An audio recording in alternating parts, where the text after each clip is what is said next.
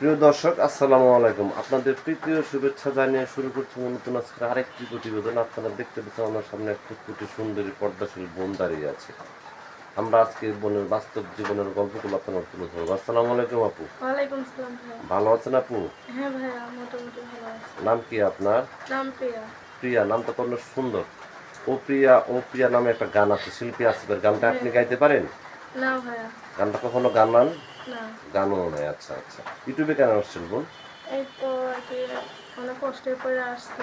কি কষ্ট একটু বললেন দর্শকদের। কি কষ্ট, একটা মন মানুষের জন্য আসছে। মনে যে সুখে মানুষের দুঃখে জন্য। সারা জীবন আমার পাশে থাকবো।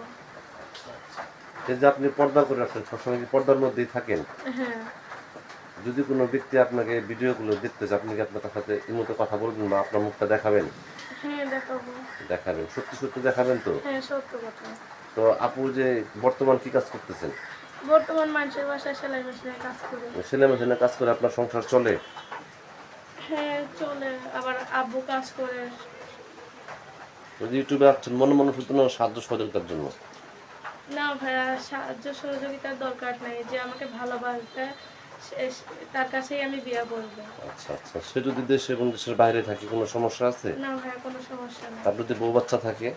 সমস্যা কি, সে যদি বুড়াও হোক জোয়ান হোক তাতে আমার কোনো সমস্যা নেই। আচ্ছা আচ্ছা, যদি সে মন থেকে আমাকে ভালোবাসে। সে যদি নামাজি হয়? নামাজি হলে আরো ভালো, আলহামদুলিল্লাহ। আপনি নামাজ কালাম পড়েন? হ্যাঁ। আচ্ছা আচ্ছা, তো আপনি কি কাজ করেন বললেন? মানুষের বাসায় সেলাই মেশিনে কাজ করি। সেলাই মেশিনের কাজ করে আপনি কয় টাকা বেতন পান? বেতন তো 1 মাস পর পর দেয় না, প্রতি যখন কাজ করতে আসে মানুষ আর কি, যেই টাকা পায় অর্ধেক অর্ধেক করে দেয়।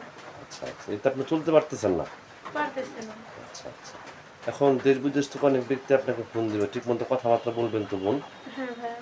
এবং এমন এক ব্যক্তি আছে যে দ্বিতীয় বিয়ে করতে চায়, যেরকম অনেকের ওয়াইফ মারা গেছে, অনেকের ওয়াইফের সমস্যা আছে, এই সমস্ত কারণে অনেক পুরুষ দ্বিতীয় বিয়ে করতে চায়। যদি এরকম কোনো ব্যক্তি আপনাকে ফোন দেয়, তার সাথে আপনি কথাবার্তা বলবেন? হ্যাঁ ভাইয়া, বলবো। সে যদি আপনার মুখটা দেখতে চায়, আপনি দেখাবেন?